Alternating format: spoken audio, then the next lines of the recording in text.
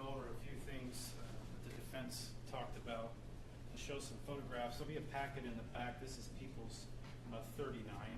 He talked about the firearm, the hole in the bag. You'll see throughout the photographs, there's a hole in the bag at the top. And you will see, I can show you on the overhead.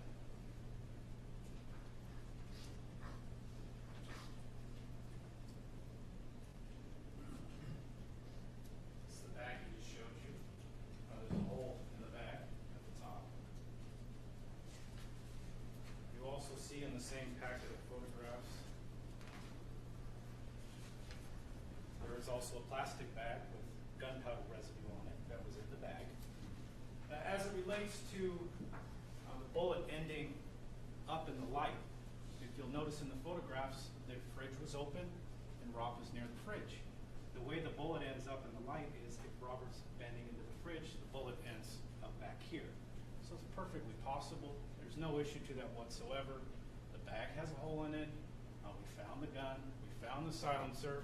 If Rob was bending over, the bullet heads up and hits a light. There's a bullet directly below it. All the physical evidence backs up what Jonathan Hearn testified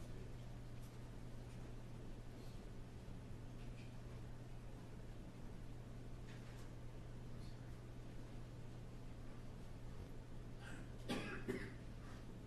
One of the other things defense brought out, Defense Exhibit X, there is mention of Mr. Limon having a Guillain-Barré syndrome. It's a chronic polyneuropathy syndrome. So he did have a syndrome similar to what was testified to, that he had a medical issue by Jonathan Hearn. That is in the records towards the end, so you'll have those in the back.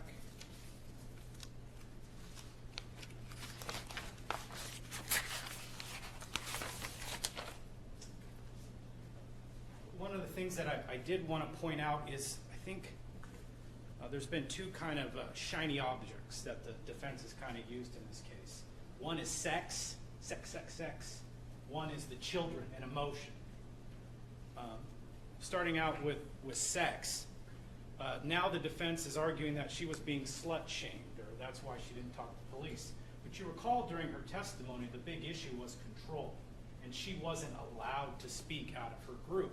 So now she's changed. Now it's slut-shaming, whereas in trial she testified something different. At one point she even testified that Rob controlled her. That was what she was saying at the time. Of course, the contention that was throughout the trial is ridiculous because both Dale Smith, when he talked to Detective Meyer, told him all about the open relationship.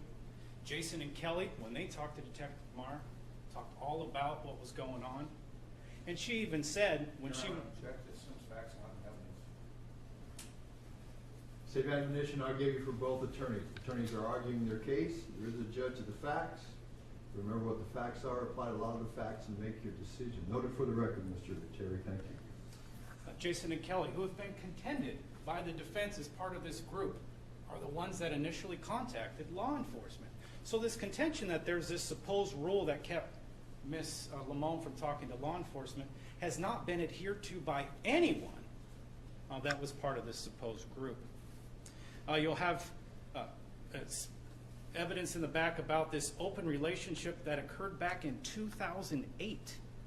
How is 2008 have anything to do with this case? Why did we have to hear Dale Smith testify about something in 2008? Not relevant at all. And then also, speaking about emotions, you'll have a jury instruction, number 200. It says, do not let bias, sympathy, public opinion, there's some other ones, influence your decision. And that is what the defense has tried to do. The defense just did it. Don't take away their mom. This is a court of law. You're supposed to come here and apply reason to facts. You're not supposed to sit up there and go, don't take away their mother. That is directly in contravention of a jury instruction. That's not what you're here for. It's not supposed to be said. The trial is an objective look at the facts. The trial is an objective look at, did Sabrina Limon commit this crime? That's it. That's it. And how do you know that the defense was pandering to sympathy? Why was the question, do you miss your mom, asked to Leanna on the stand? I didn't object and I didn't ask any questions, because for them to come here and testify to things that adults could have testified to is unseemly and beneath this trial. But that's what they did, because they wanted to give sympathy. That's the only reason for it. Do you miss your mom? Of course she misses her mom. But that's not what we're here for. We're here for, did Sabrina Limon commit the crimes? Facebook photos. Why did we have to go through them twice? Twice? We went through them twice so Miss Limon could cry. It's about sympathy. That's it. There are 2 photos containing her husband from 2014. You heard the evidence on that day. She talked to Jonathan Hearn for 5 hours. 80 text messages back and forth. But she's crying up on the stand, not once, but twice over the same photographs. Well, okay, that's July. Well, where's the photos from August when they got killed? Where's the photos of her and Rob in June when they were planning? What about May when they were planning? What about April when they were working on the poisoning? What about March? What about February? Oh, they're not there. So all you have from the date when this was all being planned and worked towards is 2 photos, which, if you know all the facts of that day, don't match up to the emotional antics that we got out of Miss Limon. And then if you look at the packet, look at how many photographs are from 2012. 2012, she wasn't even having the affair with Jonathan Hearn. So why do we see those? Again, it's sympathy. That's the only reason. It's reaching out and trying to get you to have an emotion attached to this case, and it's not supposed to happen, because you're here to look at the facts. You're here to look at it with reason, not with emotion. That's the job of the juror. So you have to reject that type of approach. You have to reject it. What Leanna wants in this case has no significance. What Robbie wants in this case has no significance. But there are 3 victims of what happened in this case. That's Robert, that's Robbie, and that's Leanna. They are victims in this case. But you must put out of your mind what their desires might be. What she did in this courtroom, Jonathan testified that she always came with emotions. That's what she did. That's what drew him back in, and you saw it. That's exactly what the defense offered to you. They wanted to give you that emotion, to draw you in. Oh, don't you feel sorry for her? Oh, by the way, she was on the phone 5 hours that day with a guy. Oh, wait, that's a little different. Oh, let's look at him twice. Don't let that affect your decision making.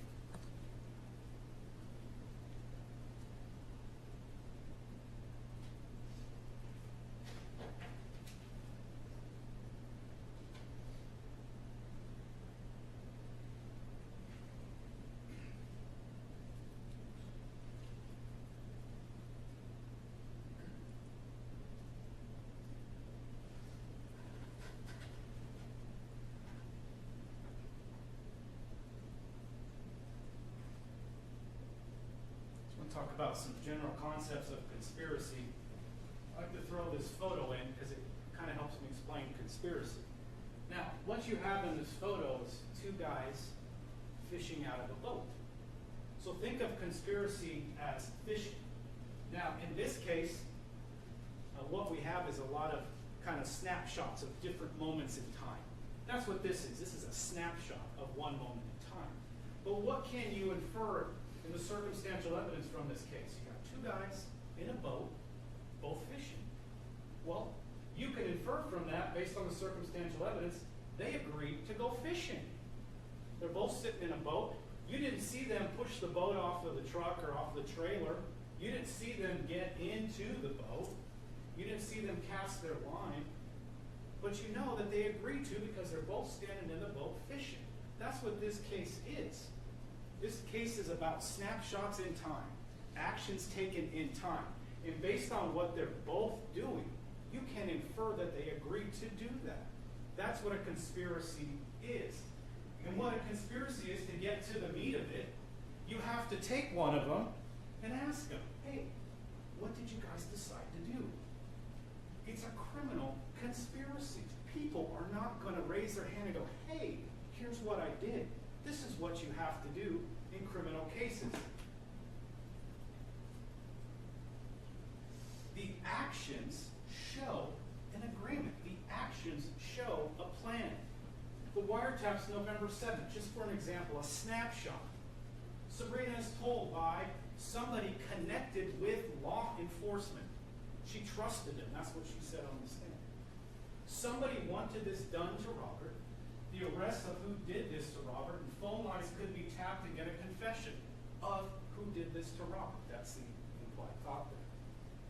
So what did they do? They immediately began to worry that their phones were tapped. So how do you get from phones lines are going to be tapped to get a confession of the person who committed this crime to worried about the phones being tapped? Well, that's a snapshot in time, because you're the ones that committed the crime. That's how you get there. Sabrina talked about she heard clicking. There was a voice over the internet phone call. There was a station phone call to do law enforcement countermeasures. All of these things were a snapshot in time that lets you, as circumstantial evidence, see that there is an agreement to commit murder. Also, the false narrative. This whole thought process that Jonathan Hearn controlled Sabrina, it's not in the wiretaps. It's based solely upon what she said. There was a Robert Limon replacement plan. You are my partner in this life. You will, to live for God. I'm ready to live life fully with you. These things were not present when she was arrested originally. We have her phone records. You'll have these in the back, downloaded. This is People's 99. You will see that the text messaging only goes back to the 17th of November. So the differences in this time frame is now we have the contents of Jonathan Hearn's cell phone. Now we're able to see, based on her own words, what she did immediately after. We didn't know that until this point in time, until we downloaded the phone. Now we get to see her words. Her words include such thing as plan, God's purpose, all of these things which tie directly in to the wiretaps, which we did not have before.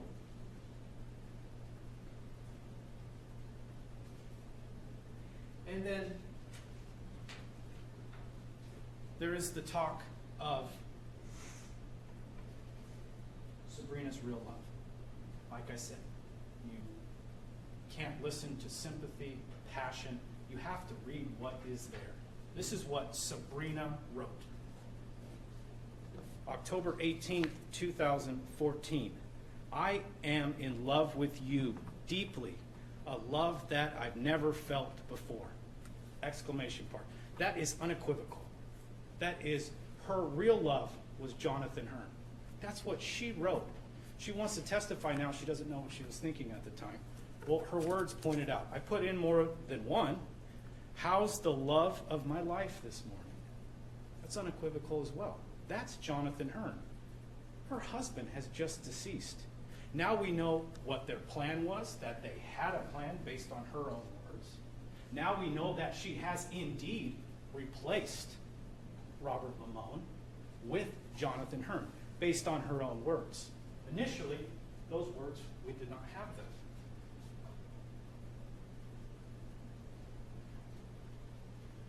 This is not a case of he said, she said.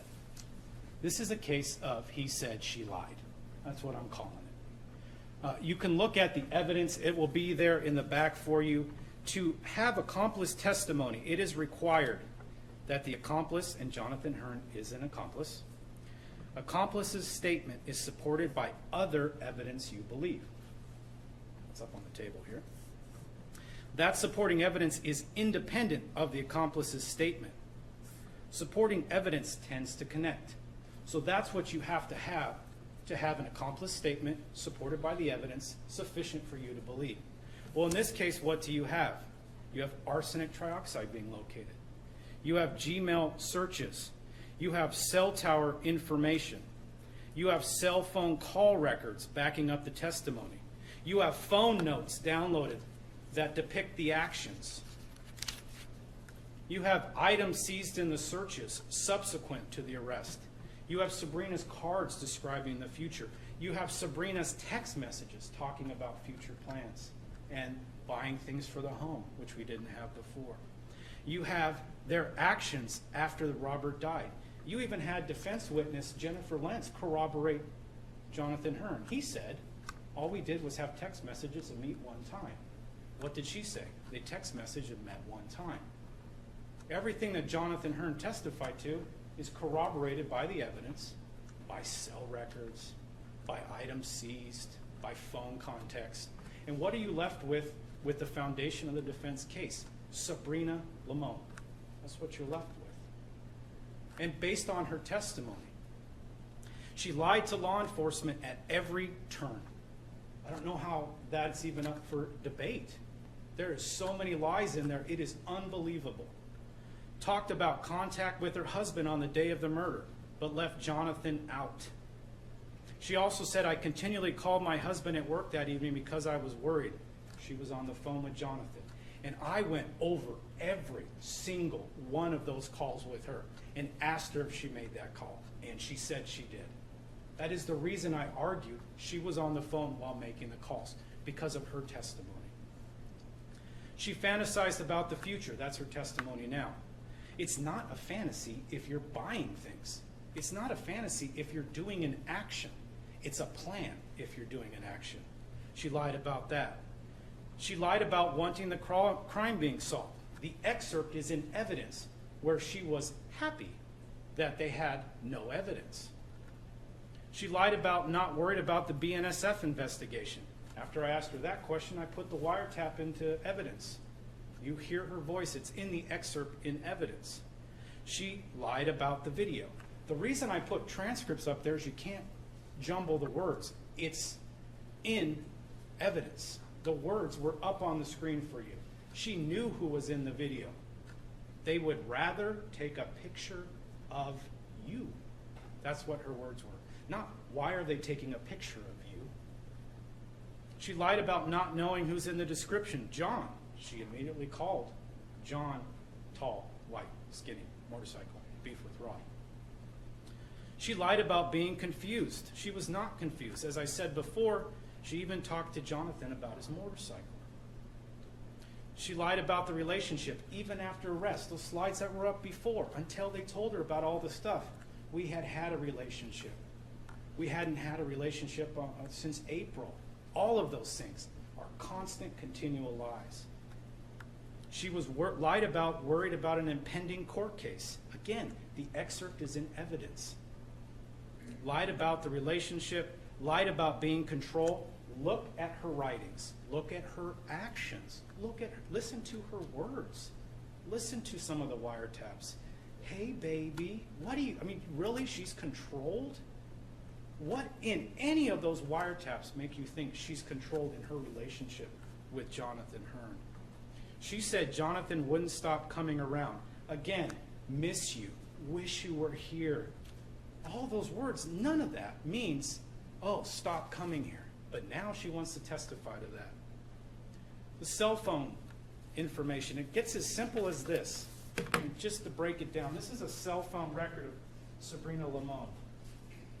Under contacts information for Jonathan Hearn's phone, she has him in as balance check. It gets down to, even in a burner phone, she doesn't have his name. She has him under balance check. Why? Because they wanted to escape law enforcement protection. It is not reasonable to base reasonable doubt on Sabrina Limon's statements. Nothing that she said has any foundation in actual evidence. You have all of her words. You have all of her protestations of love.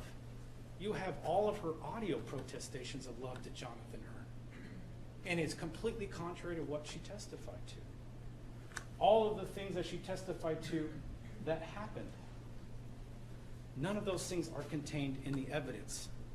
It is not reasonable to rely on Sabrina Limon's testimony.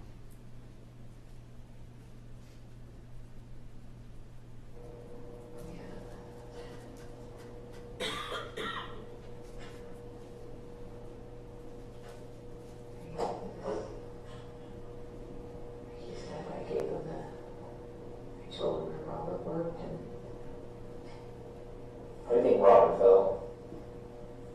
He was bomb rushed by somebody, and the guy got a gun in his hand. You know what I mean? Can you imagine? I thought about it a lot. Like, what was going through his mind? How was his heart racing? He's scared. He's thinking about his kids, his wife. This guy's trying to murder him. For what? So he could have his life. This guy wanted Robert's life. This guy murders him in cold blood. But like, I think Robert felt, I mean, he had to be fucking scared. You know what I mean?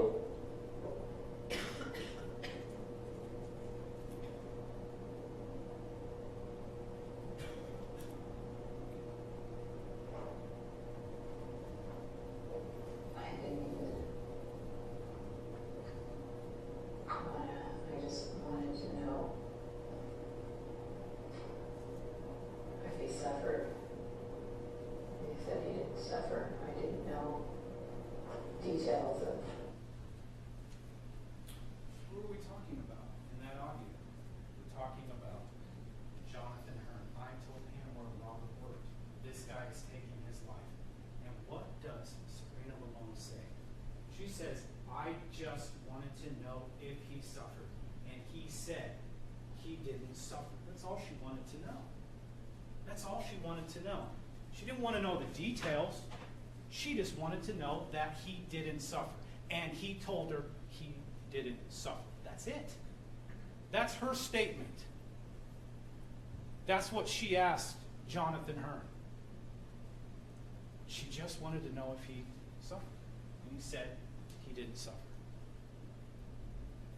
Sabrina Limon knew Jonathan Hearn killed her husband.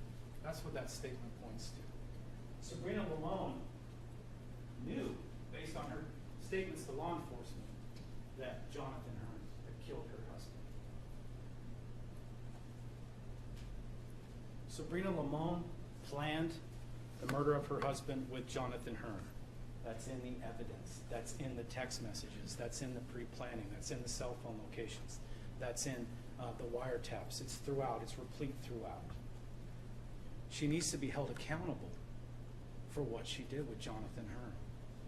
She needs to be held accountable for letting her husband suffer, because he did. She took him away from the family. She's the one who set it in motion. She's the one, along with Jonathan Hearn, not saying somehow Sabrina Limon's more guilty of crime than Jonathan Hearn. She did this with Jonathan Hearn. And that's why we're here. That's why we've been here for weeks on end. Because crimes such as these demand that everybody be held accountable in some way. And that's why we're here. Because this case requires that everyone be held accountable. And that includes Jonathan Hearn, who has been held accountable, and Sabrina Limon. Thank you.